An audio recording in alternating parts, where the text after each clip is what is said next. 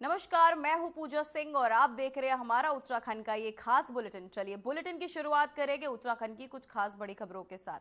उत्तराखंड में सीएम पुष्कर सिंह धामी की अध्यक्षता में हुई कैबिनेट बैठक में कई महत्वपूर्ण प्रस्तावों पर मुहर लगी है। बैठक में उत्तराखंड विशेष शिक्षा शिक्षक सेवा नियमावली 2025 को मंजूरी दी गई है। इससे विशेष शिक्षकों की भर्ती और सेवा शर्तों को लेकर स्पष्ट दिशा तय हो सकेगी। इसके अलावा स्वच्छ भारत मिशन तृतीय चरण को लागू करने की जिम्मेदारी पंचायती राज विभाग को सौंपी गई है। तो वहीं कैबिनेट ने उत्तराखंड विधानसभा के वर्ष 2025 के वर्षाकालीन द्वितीय सत्र को आहूत किए जाने को भी मंजूरी दे दी है। सत्र की तिथि और स्थान तय करने के अधिकार मुख्यमंत्री को सौंपे गए हैं। वहीं एकल सदस्य समिति आयोग की तीसरी रिपोर्ट पर गठित मंत्रिमंडलीय उप समिति के सुझावों को भी मंत्रिमंडल के समक्ष प्रस्तुत किया जाएगा।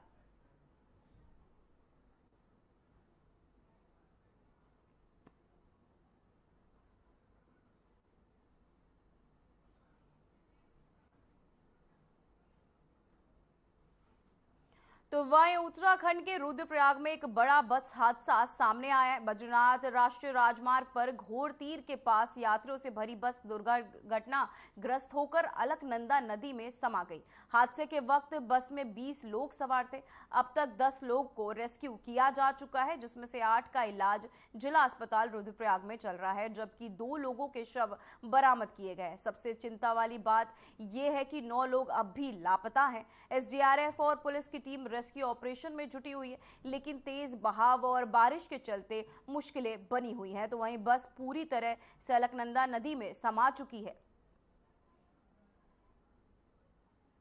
हमें 8:30 बजे करीब सूचना मिली कि एक बस यहाँ अलकनंदा रिवर में गिर गई है।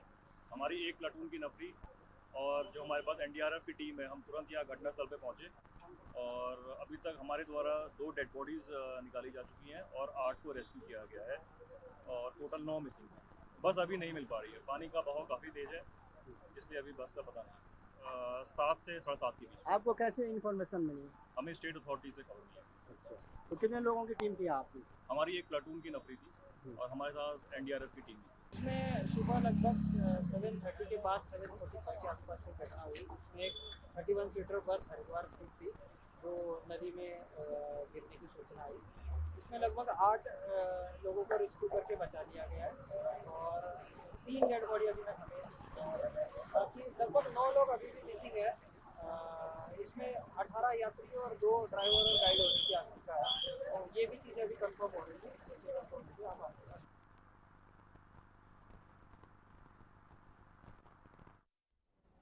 तो वहीं रुद्रप्रयाग जिले में हुए भीषण सड़क हादसे पर मुख्यमंत्री पुष्कर सिंह धामी ने गहरा शोक व्यक्त किया है।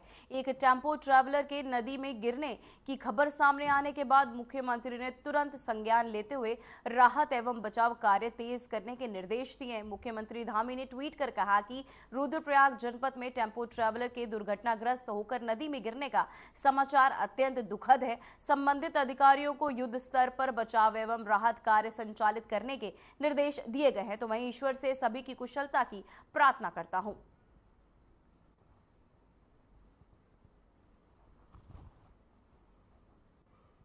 तो वही आपको बताते चले, सीएम पुष्कर सिंह धामी ने ट्वीट कर अपनी संवेदनाएं जताई, दुख जताया। साथ ही आपको बताते चले कि टेम्पो ट्रैवलर के दुर्घटनाग्रस्त होने के चलते ये उन्होंने ट्वीट कर अपनी संवेदनाएं व्यक्त की परिवारजनों के प्रति। साथ ही आपको बताते चले अधिकारियों को निर्देश भी दिए गए हैं। आपको बता दें रुद्रप्रयाग में टेम्पो ये हादसा जिसके चलते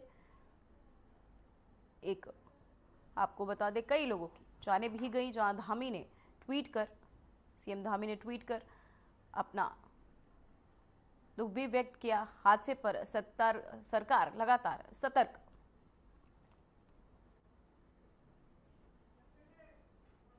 तो वहीं मुख्यमंत्री पुष्कर सिंह धामी के नेतृत्व में उत्तराखंड सरकार की होम स्टे योजना प्रदेश के दूर दराज क्षेत्रों में रोजगार का सशक्त माध्यम बनकर उभर रही है।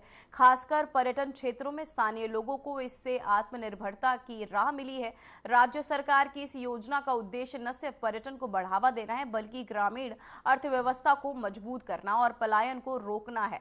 वहीं स्थानीय परिवार अब अपने घरों को पर्यटकों के लिए होम स्टे के रूप में विकसित कर रहे हैं, जिससे जिससे न सिर्फ आय का साधन बन रहा है बल्कि पहाड़ की संस्कृति और आतिथ्य की दुनिया अब लोग पहुंच रहे हैं। साथ ही सरकार की ओर से वित्तीय सहायता, परीक्षण और प्रमोशन जैसी कई सुविधाएं भी दी जा रही है, जिससे युवाओं में इस योजना को लेकर उत्साह देखा जा रहा है।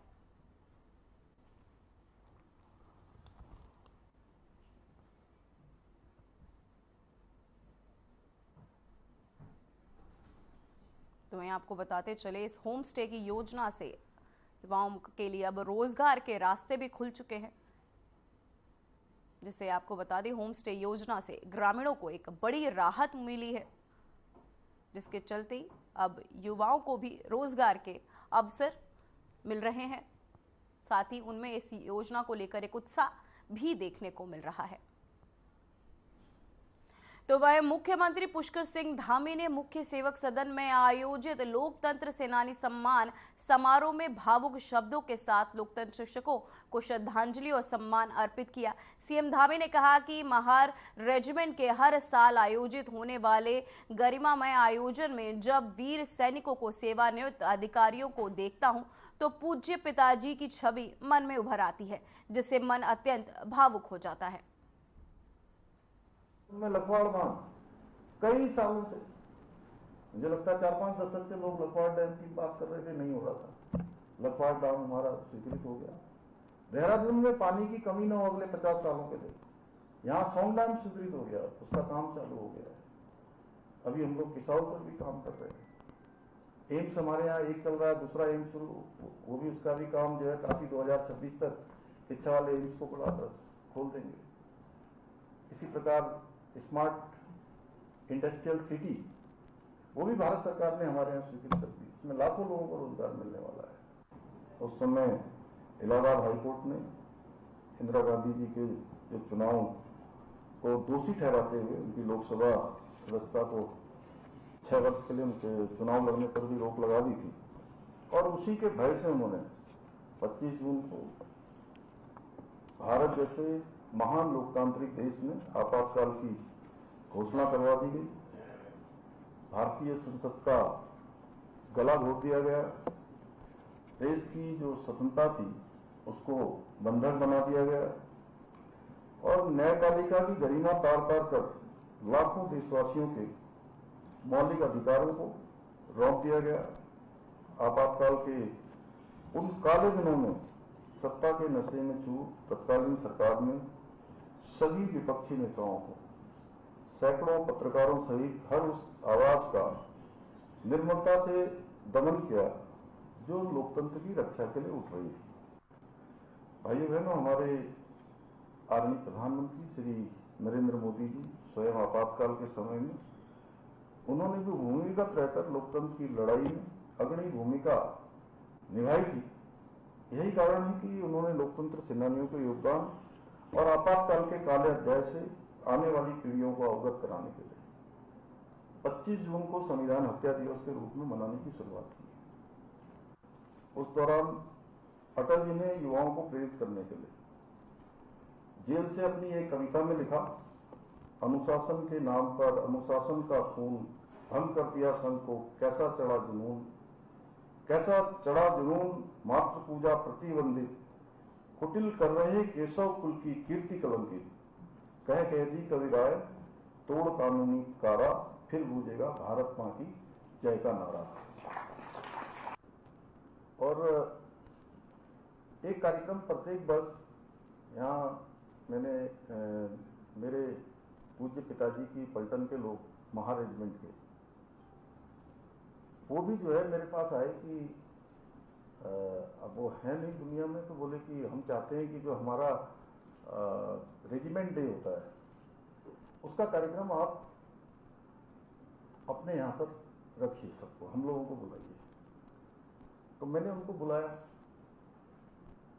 और रात में क्योंकि फौज के लोग थे, वो जैसा उन्होंने कहा था वैसा ही सभी उनके लिए प्रबंध किया था।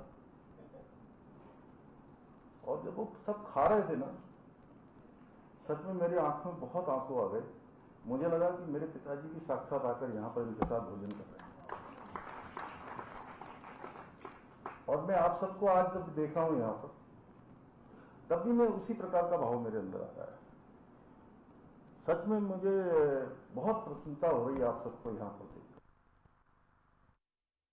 तो वहीं मुख्यमंत्री पुष्कर सिंह धामी ने ऋषिकेश स्थित त्र्यंबकेश्वर मंदिर को लेकर सोशल मीडिया प्लेटफॉर्म एक्स पर एक भावपूर्ण पोस्ट साझा किया है। मुख्यमंत्री ने अपने पोस्ट में लिखा कि देवादिदेव महादेव को समर्पित ये मंदिर हजारों श्रद्धालुओं की आस्था का केंद्र है। कई मंजिलों में बने इस भव्य मंदिर की हर मंजिल पर विभिन्न देवी देवताओं की मूर्तियां प्रतिष्ठित है। उन्होंने कहा कि मंदिर में श्रद्धालुओं को आध्यात्मिक शांति का अनुभव होता है और ऋषिकेश आने वाले सभी श्रद्धालु त्र्यंबकेश्वर मंदिर के दर्शन अवश्य करें। मुख्यमंत्री ने यह भी पोस्ट उत्तराखंड की सांस्कृतिक विरासत और आध्यात्मिक पर्यटन को बढ़ावा देने की दिशा में एक प्रेरणादायक संदेश मानी जा रही है।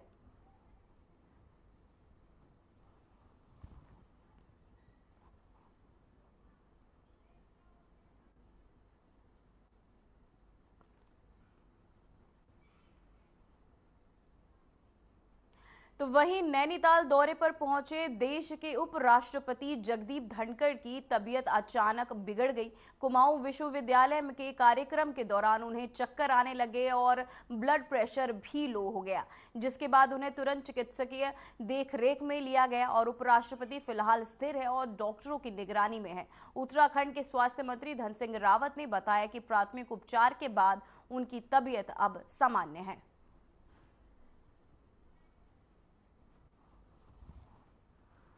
आज देश के उपराष्ट्रपति माननीय धनखड़ जी हमारे स्वर्ण जयंती समारोह नैनीताल विश्वविद्यालय में आए थे और बहुत अच्छा उनका उद्बोधन रहा हुआ।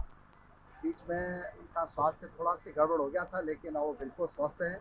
मैं भी उनको देखने गया था, सारे स्वास्थ्य विभाग की टीम वहाँ गई थी और किसी को कोई घबराने की जरूरत नहीं है। वो अब बिल्कुल स्वस्थ है और मुझे लगता है कि जो उनके कार्यक्रम है वो सब यथावत रहेगा। बने एक साथ रहे, बहुत अच्छे संबंध। सुप्रीम कोर्ट में भी जाते थे, मैं भी सुप्रीम कोर्ट में, तो सुप्रीम कोर्ट के बहुत बड़े लॉयर रहे, तो वहाँ भी बहुत बार साथ थे। तो इसलिए यहाँ आए हैं तो पूरा दौर अच्छा रहा हम लोगों का। और उनको थोड़ा ये था कि हल्का मेरे से संपत्ति रखते थे, उनको ये लगता था कि ये पीछे छूट गया। ये बेसिक थीम है इसकी। तो ऐसे नहीं हुए, तो हमारे अच्छे मित्रों में से स्वास्थ्य ठीक है, कोई ऐसा नहीं। तो वहीं देहरादून स्थित भारतीय वन्य जीव संस्थान में आज केंद्रीय पर्यावरण एवं वन एवं जलवायु परिवर्तन मंत्री भूपेंद्र यादव ने भारतीय संरक्षण सम्मेलन का उद्घाटन। ये 3 दिवसीय सम्मेलन 27 जून तक चलेगा, आपको बता दें, जिसमें देश भर के छात्र, वैज्ञानिक, वन्य अधिकारी और संरक्षण पेशेवर हिस्सा ले रहे हैं। सम्मेलन की शुरुआत आयोजन सचिव डॉक्टर बिलाल हबीब के स्वागत भाषण के साथ हुई। पहले सत्र में IISER त्रिवेंद्र की प्रोफेसर डॉक्टर हेमा सोमनाथन ने आपको बताते चले मधुमक्खियों की परिस्थितियों पर पर व्यापक व्याख्यान दिया। साथ ही केंद्रीय मंत्री भूपेंद्र यादव ने कहा कि भारत आज जैव विविधता संरक्षण में दुनिया का नेतृत्व कर रहा है। मिष्टी अमृत धरोहर का ग्रीन क्रेडिट प्रोग्राम जैसी योजनाएं भारत के प्रकृति आधारित विकास मॉडल को दर्शाती है। उन्होंने ये भी बताया कि 2014 में भारत में 47 टाइगर रिजर्व थे, जबकि अब ये संख्या बढ़कर 48 हो चुकी है। साथ ही सरकार डॉल्फिन, हाथी, स्लोथ, भालू और आपको बताते चले आर्द्रभूमि के संरक्षण पर भी काम कर रही है। मंत्री ने मानव वन्य जीव संरक्षण, खासकर बाघ अभयारण्य के बाहर बाघ की समस्या पर चिंता जताई और समाधान के लिए सरकारी प्रयासों की जानकारी दी। वहीं कार्यक्रम में वन महानिदेशक सुशील कुमार अवस्थी और WII निर्देशक वीरेंद्र तिवारी ने भी संबोधन किया और आइकॉन को आपको बताते चले भारत की संरक्षण नीति का अहम मंच बताया। संस्थान की डीन डॉक्टर रुचि बडोला की इसमें विशेष भूमिका जो है वो रही है।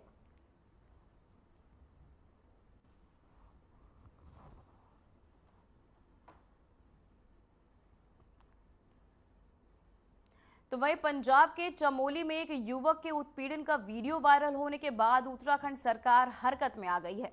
मुख्यमंत्री पुष्कर सिंह धामी ने मामले का संज्ञान लेते हुए चमोली के जिलाधिकारी को तत्काल राजेश के परिवार से संपर्क कर हर संभव मदद करने के निर्देश दिए। चमोली जिले के कौब गांव निवासी राजेश ने पंजाब में एक तबेली में लंबे समय से काम करने वाले और मालिक के तहत उत्पीड़न की बात कही थी। साथ ही सोशल मीडिया पर वायरल हुए इस वीडियो में वो अपने घर का पता भी बता रहा है। मुख्यमंत्री के निर्देश पर डीएम चमोली संदीप तिवारी ने पंजाब से तरन तारण जिले के डीएम से संपर्क साधा और युवक को राहत पहुंचाने की बात की। साथ ही नवाज शहर में रहने वाले राजेश की बहन से भी संपर्क कर उन्हें आश्वस्त किया गया कि तरन तारण थाने में तबेला संचालक के खिलाफ एफआईआर दर्ज कर ली गई है और स्थानीय प्रशासन के तहत कार्यवाही की जा रही है। सोशल मीडिया में एक वीडियो प्रसारित हो रहा है जिसमें नारायण बगड़ चमोली के एक युवक का उल्लेख हो रहा है, राजेश कुमार का, जो कि पंजाब के तरन तारण जिले में है, और जिसमें अवगत कराया जा रहा है कि राजेश को बंधुआ मजदूर के तौर पे रखा गया है। तो आज माननीय मुख्यमंत्री जी ने उस वीडियो का संज्ञान लेके मुझे दूरभाष पर निर्देश दिए थे। उसके पश्चात उनके परिवार वालों से संपर्क किया गया, जो कि अभी पंजाब में ही हैं, और जिला प्रशासन तरन तारण से वार्ता हुई। राजेश को सकुशल थाने में लाया गया है और जो कल्प्रिट हैं उनके अगेंस्ट प्राथमिकी दर्ज की जा रही है और जल्द ही वो अपने परिजनों के साथ चमोली जिले में सकुशल वापस लाया जाएगा।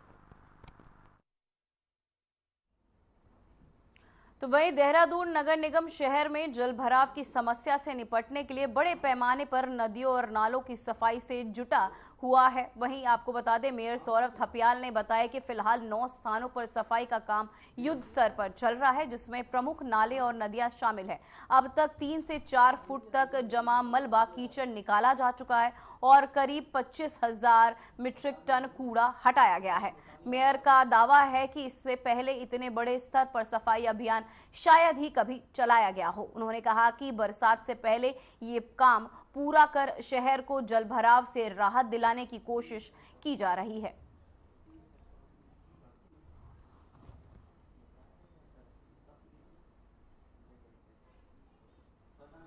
लगभग 9 जगह हमारी डेली जो है नालों की सफाई चल रही, नदी की सफाई चल रही है।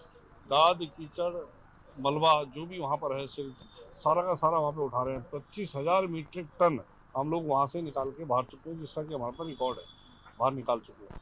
इतना मुझे लगता नहीं कि इतनी बड़े स्तर पर पहले नदियों की ऐसी सफाई हुई होगी। आप देखेंगे तो नदियों के तल जो हैं वो 3-3, 4-4, 5-5 फुट तक नीचे चले गए हैं। तो किसी भी चीज़ में समय लगता है और अभी भी मुझे लगता है कि वहाँ पे अभी भी बहुत अच्छा बड़ी संख्या में वहाँ पे अभी जो गाद है, कीचड़ है, मलबा है, वो वहाँ पर होगा। निश्चित तौर पे अभी हमने उसका काम तो शुरू कर दिया है। 25,000 मीट्रिक टन हम लगाई है। इसके अलावा भी हम आगे तक इस कार्य को करते रहेंगे और अभी समय लगता है किसी भी।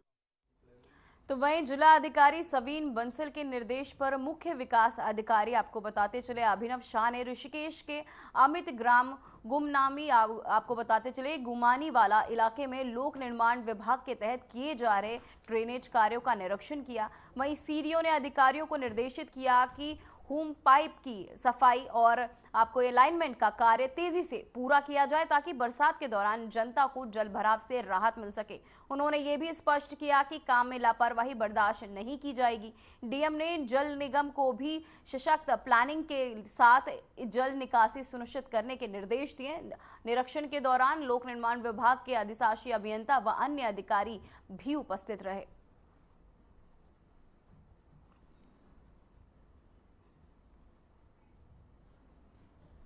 तो वहीं उत्तराखंड के विकास नगर में देर रात एक भीषण सड़क हादसा हुआ। कालसी चक्राता मोटर मार्ग पर जजरेट के पास एक कार अनियंत्रित होकर गहरी खाई में गिर गई। हादसे में कार सवार 3 लोगों की मौके पर ही मौत हो गई, जबकि एक व्यक्ति गंभीर रूप से घायल हो गया।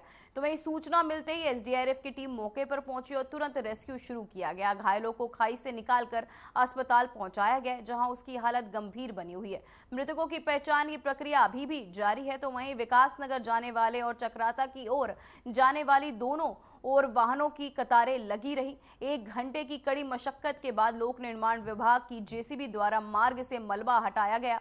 साथ ही मोटर मार्ग यातायात के लिए सुचारू किया गया।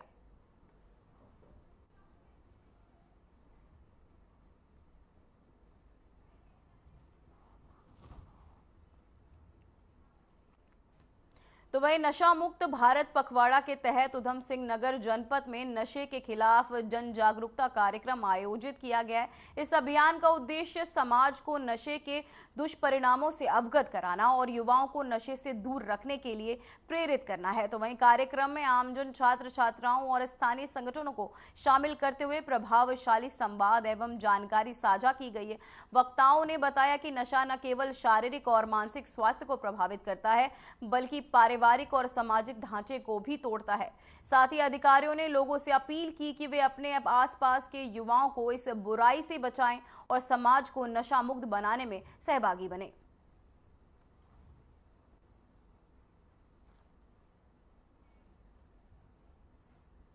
तो वहीं उत्तराखंड में मानसून दस्तक दे चुका है और राज्य के अधिकांश क्षेत्रों में तेज बारिश का दौर जारी है। खासकर पहाड़ी और ऊंचाई वाले इलाकों में लगातार बारिश हो रही है। मौसम विभाग ने निर्देश पर विक्रम सिंह के मुताबिक नैनीताल, देहरादून सहित कई जिलों में भारी बारिश दर्ज की जा रही है। आज से पूरे राज्य में भारी बारिश का अलर्ट भी जारी किया गया है। वहीं 26 और 27 जून को भी कई इलाकों में भारी बारिश से बहुत भारी बारिश होने की संभावना है। मौसम विभाग ने चारधाम यात्रा पर आने वाले श्रद्धालुओं से अपील की है कि वे यात्रा से पहले मौसम की स्थिति जरूर जांच ले। प्रशासन ने भी लोगों को सतर्क रहने की सलाह दी है।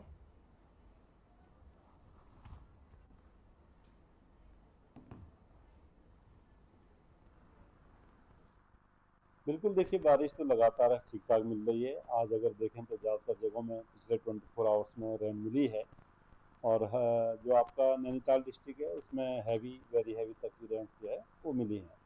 इसी तरह जो आपका बागेश्वर डिस्ट्रिक्ट है उसमें भी करीब हैवी रेंज हैं। तो इस तरह की सिचुएशन है, ज़्यादातर जगहों में बारिश है, हल्की से मध्यम। अब आगे देखें, आज 25 तारीख है तो जैसे बोला भी गया था कि आज जो है और भी जो एक्टिविटी बढ़ेगी, तो प्रदेश में ज़्यादातर जगह जहाँ हल्की से मध्यम बारिश मिलेगी उसके साथ हैवी से वेरी हैवी रेंज जो है जो हमने देहरादून, बागेश्वर, रुद्रप्रयाग और नैनीताल के लिए बोला है। और जो बाकी डिस्ट्रिक्ट हैं उनमें भी हैवी रेंज जो है कहीं कहीं पर वो मिलेंगी, ये भी रखा गया है। तो अच्छी बारिश आज जो है एक्सपेक्ट कर रहे हैं। एक्टिव मानसून कंडीशन आज रहनी चाहिए जो अभी 24 आवर्स से अगले हैं।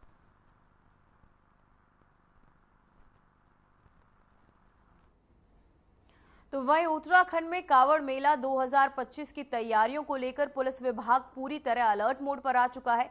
डीजीपी दीपम सेठ ने मेले को शांतिपूर्ण, सुरक्षित और व्यवस्थित ढंग से संपन्न कराने के लिए प्रदेश भर में पुलिस अधिकारियों के साथ उच्च स्तरीय बैठक की है। बैठक में सुरक्षा, ट्रैफिक प्रबंधन, तकनीकी निगरानी, जन सहयोग और अंतर्राज्यीय समन्वय को लेकर सख्त दिशा निर्देश जारी किए गए। वहीं डीजीपी ने साफ कहा कि मेले के दौरान किसी भी तरह की चूक या ढिलाई बर्दाश्त नहीं की जाएगी। पुलिस और प्रशासन मिलकर ये सुनिश्चित करेंगे कि श्रद्धालुओं को पूरी सुविधा, सुरक्षा और सहजता मिले। वहीं कावड़ मेला हर वर्ष लाखों श्रद्धालुओं को उत्तराखंड की ओर आकर्षित करता है और ऐसे में हर छोटे बड़े पहलू पर ध्यान देना अनिवार्य है।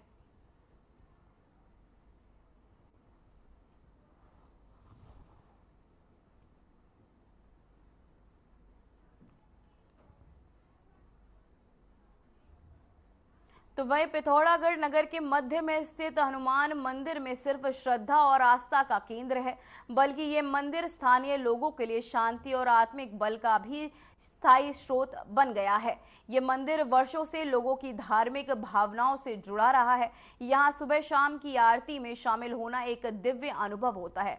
हनुमान मंदिर में न सिर्फ पर्व त्योहारों पर बल्कि आम दिनों में भी बड़ी संख्या में श्रद्धालुओं को अपनी ओर आकर्षित करता है। ये स्थान लोगों के लिए केवल पूजा स्थल नहीं बल्कि मानसिक शांति, ध्यान और आत्मिक ऊर्जा का भी केंद्र बन चुका है।